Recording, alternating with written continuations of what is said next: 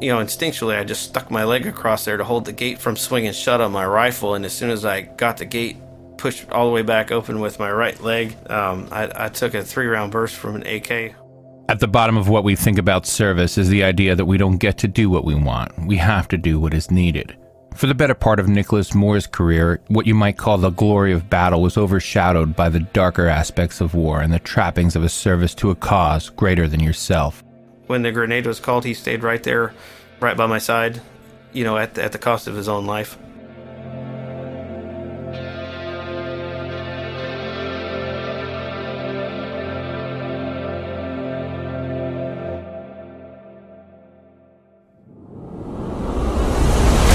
What is true bravery?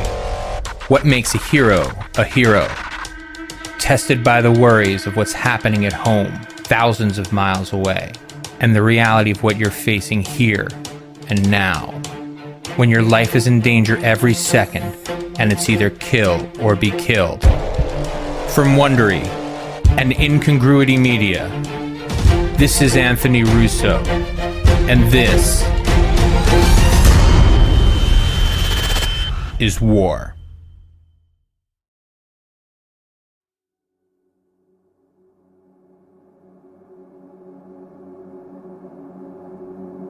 Nicholas Moore caught a break when he enlisted in 1999. His plan had been to enlist, get some money for college, and then figure out what to do with his life. His recruiter suggested he go in as a ranger rather than as an infantryman, saying that, based on his personality, he'd be miserable doing anything else. A little more than 2 years later, he was standing in formation at the Ranger Indoctrination Program when they got the news that the country was under attack. September 11th was a weird day. Not only the fact that the towers came down, but Ranger School is a closed course, so you don't get to see the news or, talk to people as things are going on. And so we're standing outside in formation, and the time hacks have come and gone for when we were supposed to leave. And so we kind of start wondering what's going on. And the instructors come out and they ask if anybody has family in New York City that works at the World Trade Center. Somebody said, well, why? And they said, well, somebody just crashed a plane into it. It was kind of a heart-sinking moment because, the biggest fear that any ranger from a ranger battalion has is actually happening. Country's being attacked, we're going to go to war, and I'm stuck in ranger school. The enervation among the guys in the indoctrination program was such that, within days, a colonel sent along word that anyone who flunked out on purpose to get sent back to their battalion would be banned from ever reapplying to Ranger School. It was October when they watched Operation Rhino and the invasion of Afghanistan commence on television. The 3rd Battalion guys were devastated to have missed out on it, but Moore was with the 2nd and celebrated along with the 1st because their battalions were still at home and they only had about a month of training left. The unfolding war on terror sent them into the field with a sense of urgency few Ranger classes before them had known, but by the time Moore got to Afghanistan, the war seemed over. Operation Anaconda had sent the Taliban into hiding, so the Rangers just patrolled and established a couple of bases and then were rotated out, pretty much without incident. By the time he was redeployed for the invasion of Iraq, Moore just hoped he'd have the chance to see some action before the war in the Middle East was over. The company commander says, you got about 4 hours to get cleaned up and packed up. We're going up to Al-Naziriyah. An American convoy has been, shot up, and there's an American POW in the hospital. And you come back in and you've been up for, 24 hours plus. You're like, all I want to do is go to sleep. And now you're telling me I have 4 hours to pack for this next mission. It's like, oh, yeah, that's a cruel joke, sir. A lot of what we were basing ours off of was the amount of resistance that the Marines were getting, and they were saying that there was possibly up to 5,000 fighters in the city still. That's why the Marines were held at the bridge. So, we were going in front of that. So it's like, okay, well, it could turn into a Mogadishu gunfight trying to get in and around the hospital and secure it down. We have a standard load list that we carry for ammunition, and everybody started kind of beefing that up and going a little heavier. We call it the good idea fairy starts to get in there and say, oh, you need to bring this and you need to bring that. So now we're throwing claymores on people and, strapping everybody down with more junk. The specter of being caught short for a prolonged urban gunfight remains a real concern for the Army Rangers. As long as you have enough bullets, you can do without food, but you don't want to lack the firepower.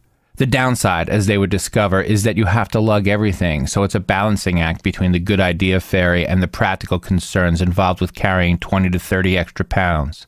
As he discovered on later tours, no matter whether you guess high or low, you often end up wishing you'd guessed the other way. But when it comes to a POW rescue, you really can't be overprepared. We had just established our blocking position, and we were clearing through the house. So I'm coming through the gate, and on the left there's a little carport. The laundry lines were up, and the dish dashes were kind of floating in the slight breeze that was blowing in town. And, see muzzle flashes coming through the other side of the clothes. And at first I was like, okay, well, is that somebody shooting at me? And, are they breaching a door inside with a shotgun? And then a third round came, and I was like, nope, that's somebody outside shooting at me. And so I fired a burst back, and my team leader comes running over to my side of the building, and he's, what are you shooting at? And I was like, well, somebody's shooting at me. And he pokes his head around the corner, and the fourth round comes, and he fires a couple of rounds back, and then we both go down the alleyway to clear, see just a little bit of blood, and it trails up over the back wall, and that was the end of it. Well, I mean, as we're getting everything established, everything with the SEAL team and getting to Jessica Lynch and getting her out, by the time we were even starting to establish our blocking positions, they're pulling the helicopters in and they're exfilling her out. So now all we're doing is holding down the routes, waiting for the guys from 1st Battalion who had driven east of town and kind of looped around and were coming in from the north to try and avoid all the roadblocks and the barricades and stuff, so to get in. So we're holding everything down while they're collecting the remains for the other members from her convoy. The whole thing from start to finish only lasted about 3 hours. I think we were a little disappointed in, as far as the gunfight side of it goes, but on the other flip side of that, what the letdown was with that, there was overwhelming swell of pride amongst everybody that, this is the first successful POW rescue in over 40 years, and we got to be a part of it. What followed was another 2 years of uneventful deployments. It seemed as if Moore had found himself in the wrong country every time something interesting happened. In retrospect, Afghanistan was just digging in. It was something he kind of got a sense of during his first tour in that country during Operation Winter Strike, which stood out more for the awful cold and unforgiving conditions than for any accomplishments Moore remembers. 2 things stick out particularly. The first was that whenever someone talks about the suck, that's what he thinks of. The second was just how isolated an area they had come to hunt bad guys really was. They're really decentralized up there, and it's very tribal and clannish.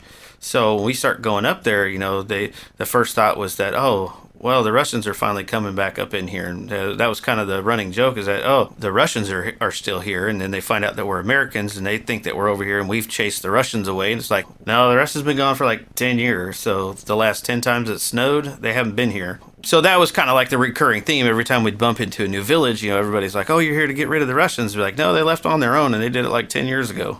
That's kind of when you look at Afghanistan to like the end of 2003, early 2004, that's kind of the last time where they actually were still happy that we were there.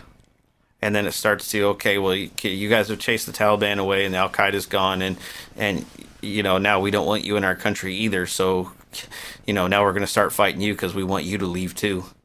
Moore would have been happy to accommodate. From his perspective, whatever action there was had to be happening someplace else.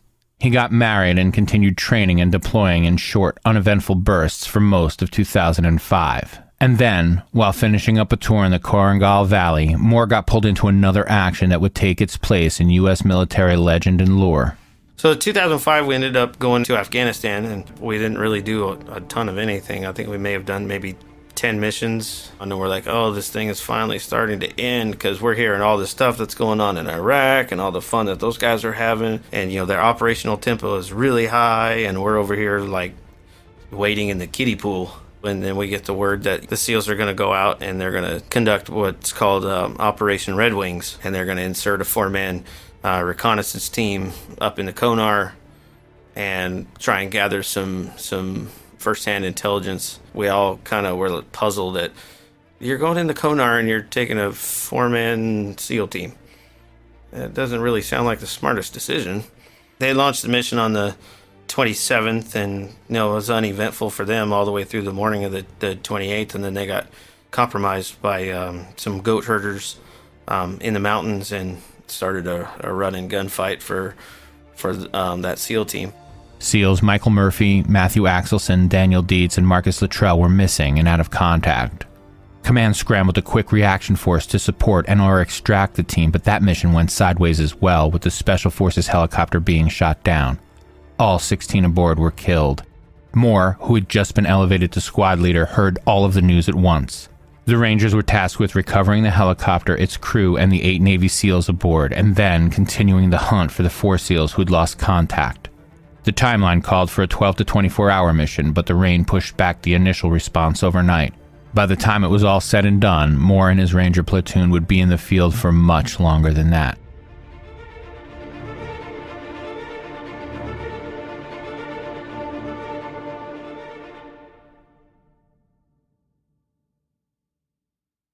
Hiring used to be hard. Multiple job sites, stacks of resumes, a confusing review process. But today, hiring can be easy and you only have to go to one place to get it done.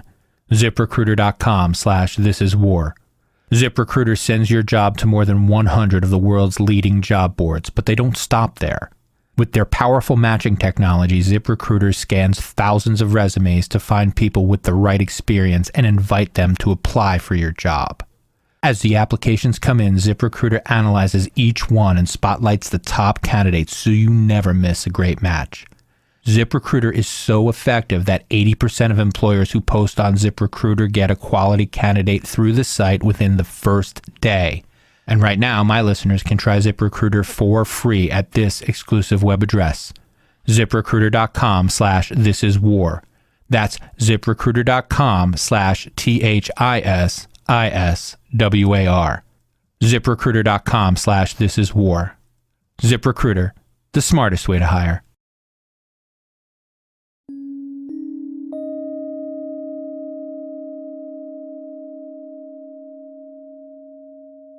Uncertainty is a huge part of day-to-day Ranger operations, so on some level it made sense that the original mission plan was for 12 to 24 hours.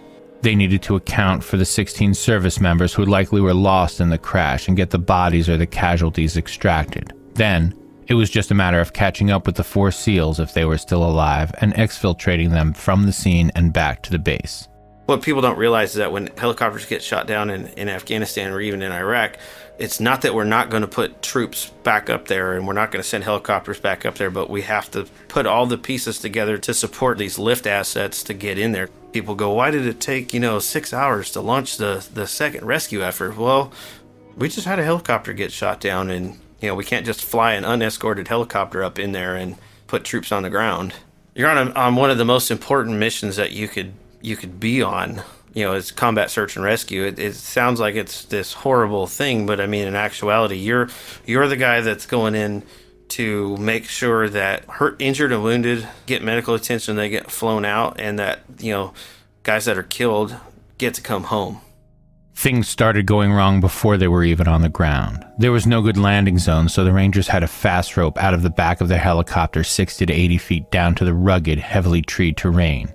From there, it was a race in the wet, slippery, hilly dark to the helicopter they still could see burning in the distance. The crash was more than 24 hours old, and the 4 SEALs were missing for something closer to 36.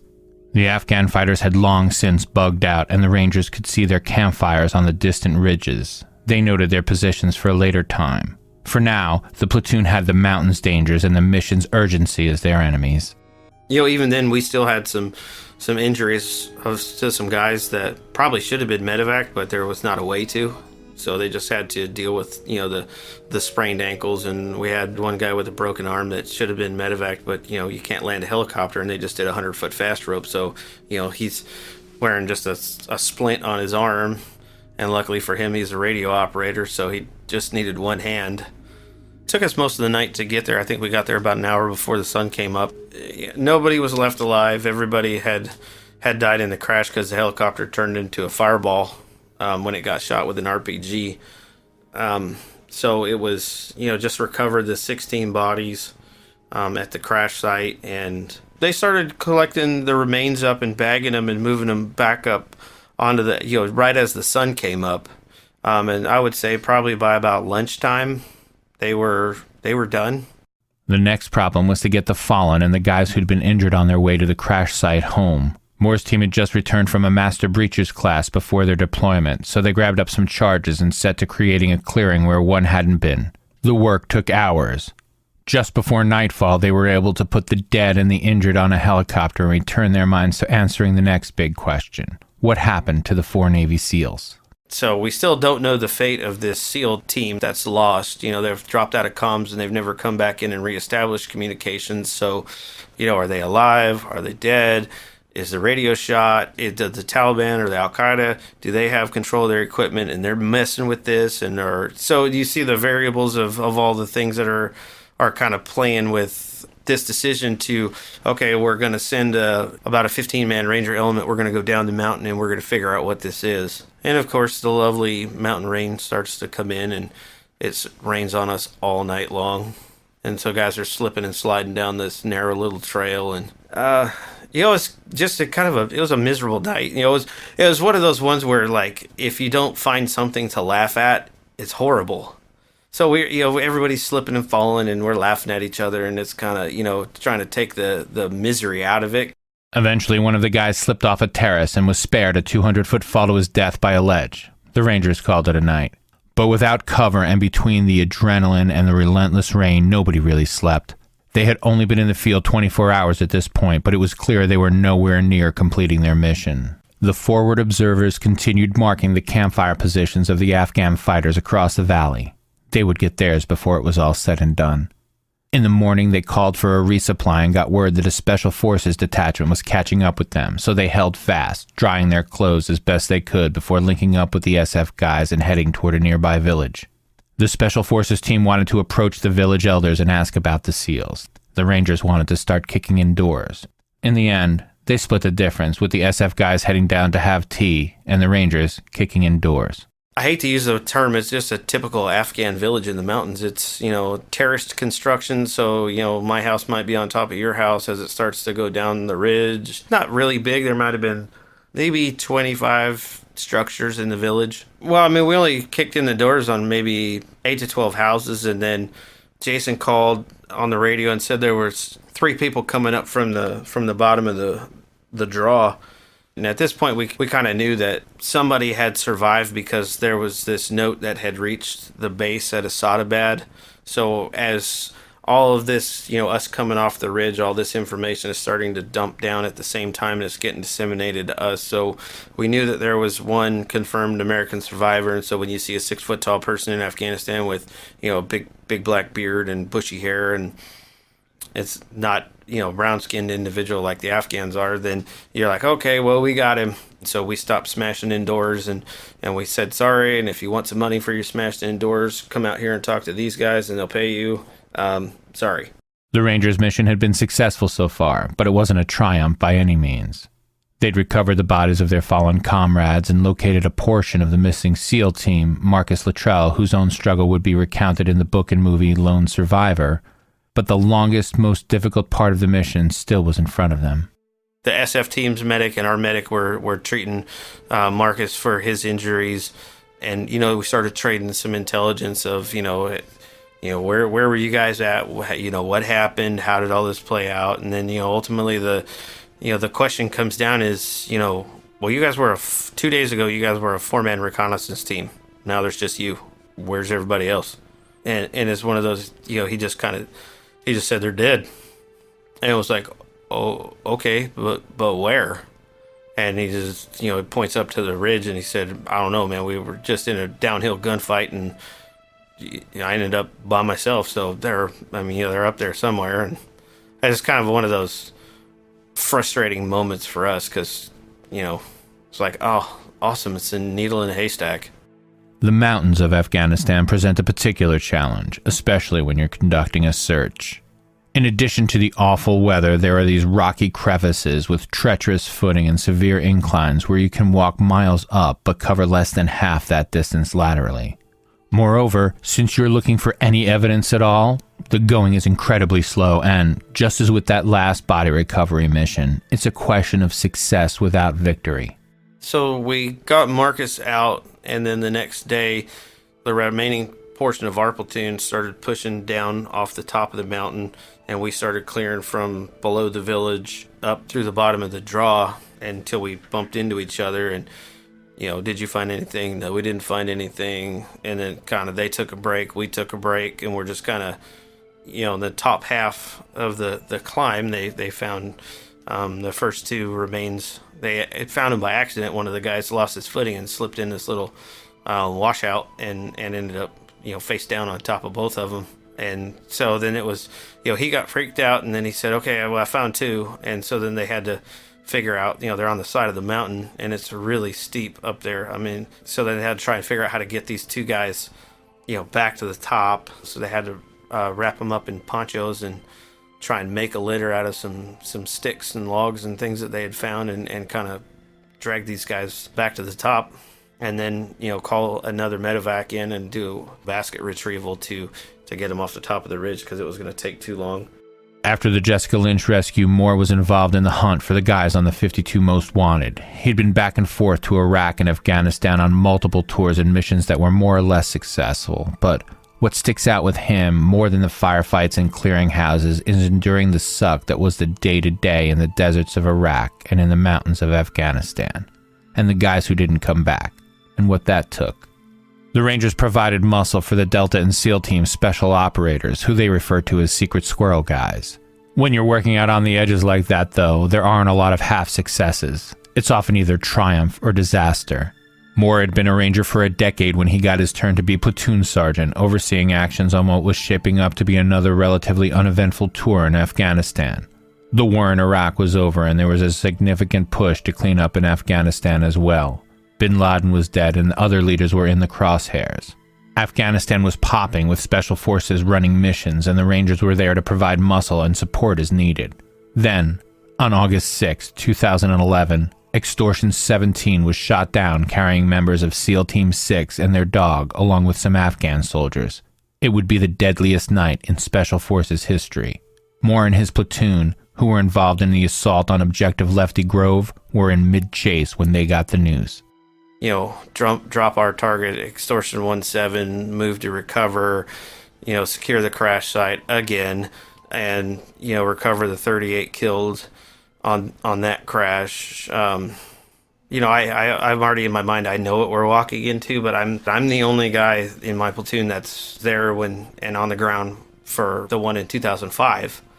The only thing that you could do is figure out which squad has the guys that have been around the longest and the guys that are the most mature that can handle what you're about to walk into. And then as guys start to get fatigued, then you just have to trade them out with other guys, but you try to limit the amount of the guys that you have to expose to that, to the least amount as possible. Retrieving those 16 bodies 6 years before made Moore uniquely qualified to run this mission, but like the foreign fighters who shot down Extortion 17, it was just dumb luck. He was in the wrong place at the wrong time. Still, he knew that as tough as his Rangers were, this was going to be a mission that stuck with them. I think the biggest, awe-striking moment for most of the guys was not when we actually got to the crash, and it was one of those oh no moments, if you will. It was gasps on the radio when we rounded this thing and the whole night sky is just lit up with this fire in the distance, and you know what it is, and you're still 45 minutes away from it. I mean, the flames are licking up out of the bottom of this creek, 25, 30 feet, it's just straight up.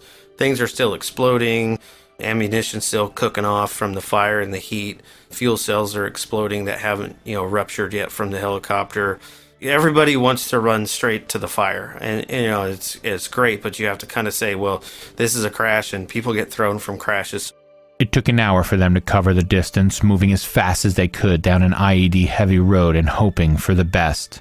Rather than marching through a village, they took a shortcut through a field. Again, the idea is to move as fast as possible to the recovery site without taking your eyes off the road. Getting into a firefight and having to be rescued at this point, or having to deal with additional wounded, only increases the burden on the whole regiment. Plus, you essentially have to hand over your mission to someone else, and then the mission takes longer. The last thing Moore wanted was for his guys to be out there 1 second more than necessary. And I was turning around to come back and give some more guidance and direction. The last fuel cell exploded and it basically knocked everybody down. It laid me out. I was over 30 feet away from it. It laid me flat on my back. And Doc and Andrew took a couple of small pieces of shrapnel, one to the leg and one to the small of the back.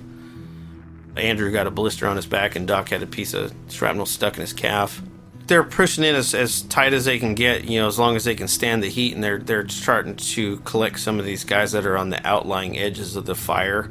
Instead of just sitting there staring at it like a campfire that's dying out, we're trying to, as fast as we can and as safely as we can, start collecting these remains to get accountability. Whether you're in combat or performing a search and rescue, sometimes there are some tough choices you have to make, and they stay with you. There also are some tough choices that people make on your behalf. Those can be the toughest ones to push through. By the time the fire died down, each of the men in Moore's Ranger platoon would walk away a different person.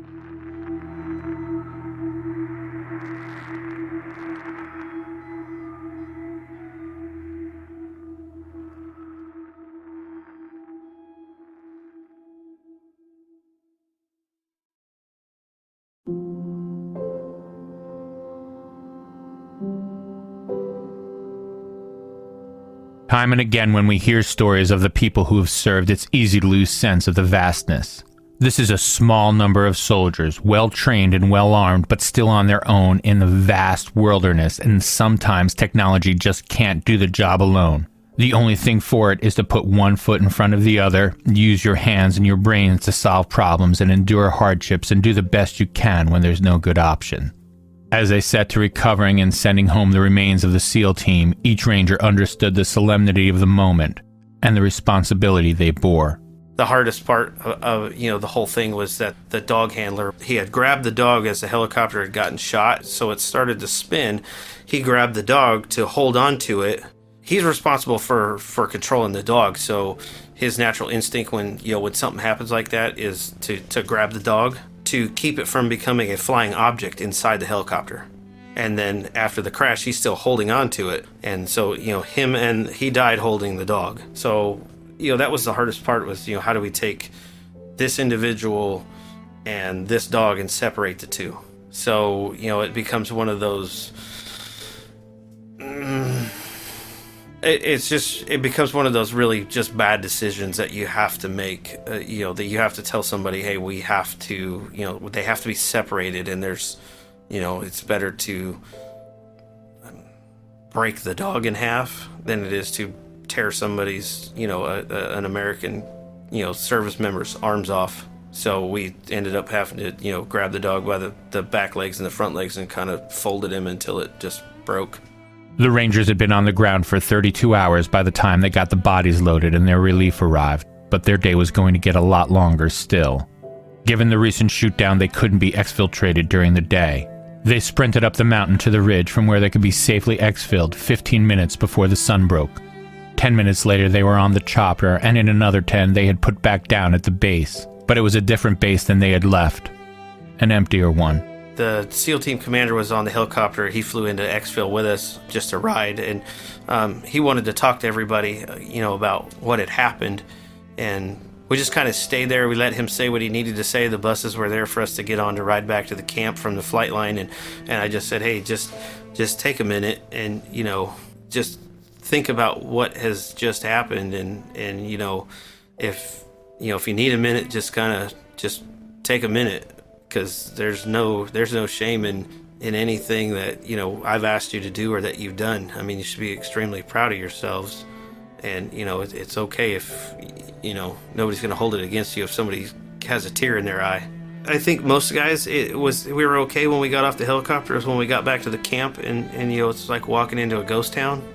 33 people are not there anymore, and there's nobody walking around outside. There's nobody standing outside drinking a cup of coffee, having a conversation, laughing, joking, throwing a football. Then the support personnel start coming out of the jock, and they start, wanting to, they're all in tears because they lost all their friends, and you're here, and they want to give you a hug, and it's an emotionally awkward moment. As kind of the only way that I can describe the feeling. It's just like, and I have no idea what to say to you, but they say thank you for what you've done to, make sure their friends came home, and thank you just doesn't feel like the right words. By the time his career was over, Nicholas Moore had been in the Rangers for 12 years, deployed for a significant amount of that without a scratch worth talking about. Like so much else when it comes to the chaos of battle, though, that's just a matter of dumb luck one way or the other. Though it had spared him on previous raids, Chance was not his ally on his final incursion. It's October 8th. We get a pretty decent target for what we call mid-level pipe swingers. Just the IED and weapons facilitators is usually what they are. They can give you the intelligence for the guys on the top of the pyramid, and then they can tell you, how to get the guys on the bottom. The building cluster, we only had like about a 25% chance of hitting the right building because it was 4 compounds and they all shared walls. So, we took a swing on the first building where we thought it was actually at, and it turned out it was wrong. And so we moved down the alleyway a little bit. Moore started kicking in doors, trying to get a sense of which would be the next one kicked open. Fellow Ranger Specialist Ricardo Ceros and a couple others were following along, providing cover and security. They were setting up for the raid with the doorway propped open. Moore took a second just to make sure everyone was set.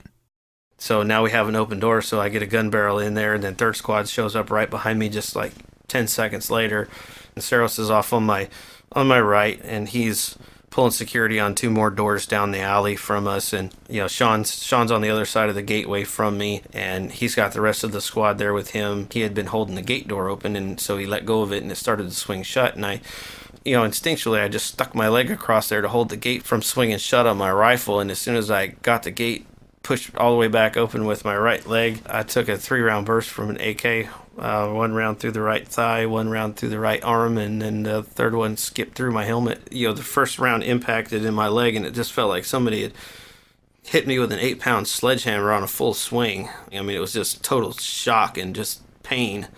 My leg hurt so bad I didn't even know I'd been shot in the arm as I'm getting spun around. I knew I had gotten shot through the helmet. People always say, well, what was that like? And it's, the lights start to go dim and you get tunnel vision. And so I'm kind of knocked a little stupid, if you will. And I slide down the wall and I sit down, and it's like, oh, okay, I know I'm supposed to do something. Rangers train at almost the exact same level of intensity with which they deploy. That means exhaustion and hunger and extreme weather aren't any more a problem when the rounds are live than when it's a training exercise. But getting shot is a different story. You see, they regularly engage in casualty play, pretending to be wounded in self-applying field dressings.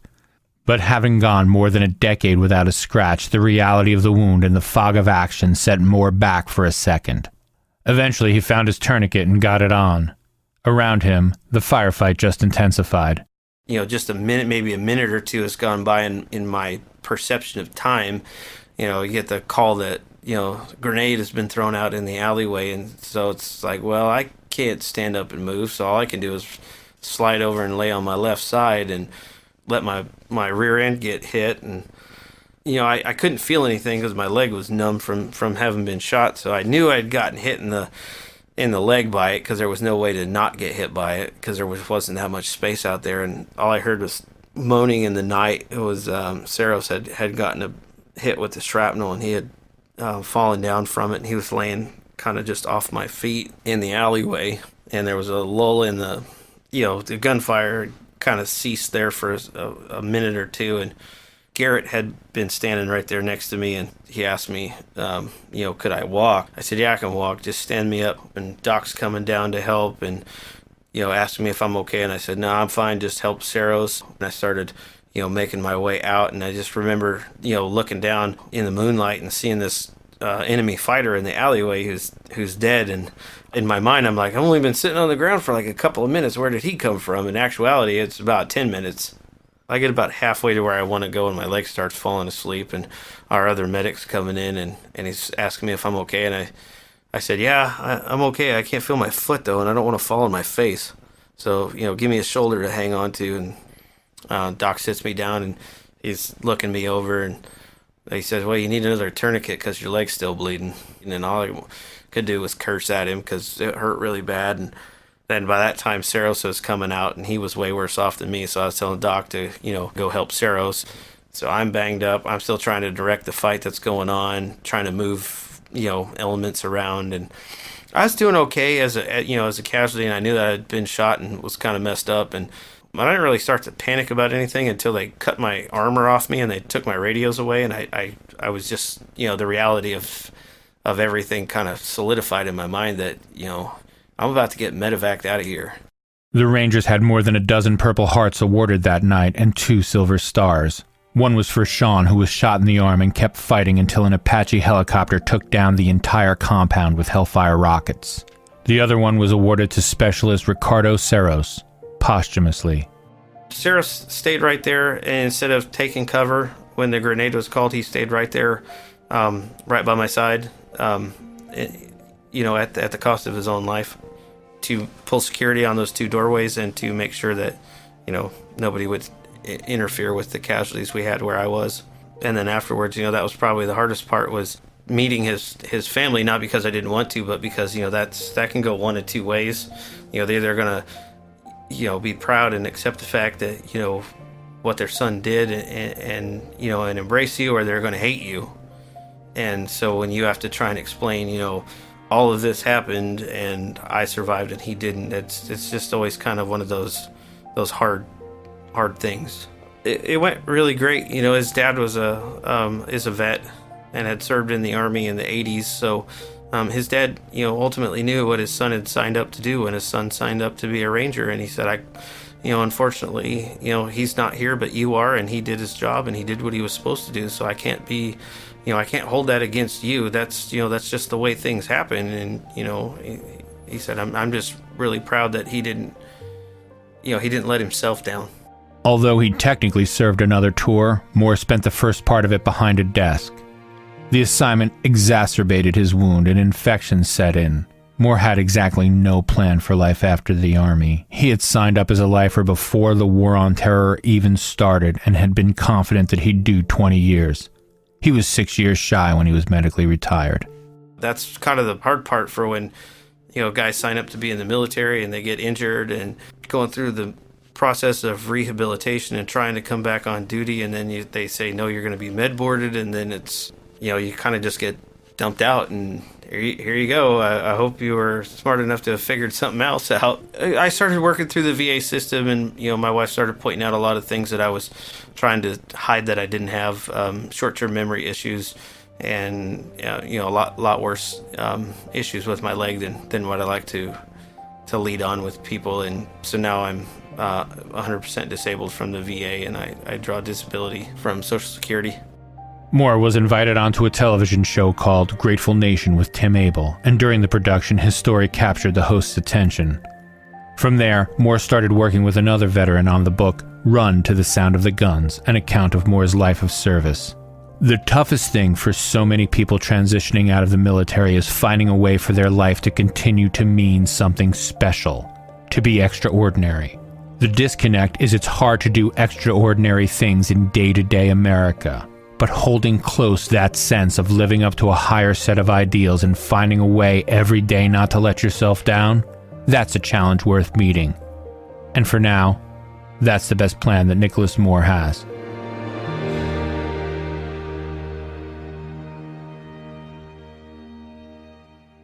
Next time on This Is War. And so we're getting shot at, and at first we don't know exactly where it's coming from. But then eventually I see this car at the end of this alleyway, and I can see the muzzle flashes coming from the windows.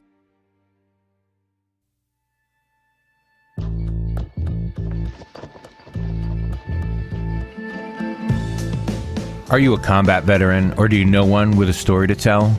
Reach out to us at stories@thisiswar.com with your dates and branch of service and a brief description of the experience that you'd like to share. If you like the show, you can help support us by visiting our sponsors or by leaving us a 5-star review wherever you're listening right now. This Is War was written by me, Anthony Russo, and produced by Incongruity Media. Executive producer Hernan Lopez for Wondery.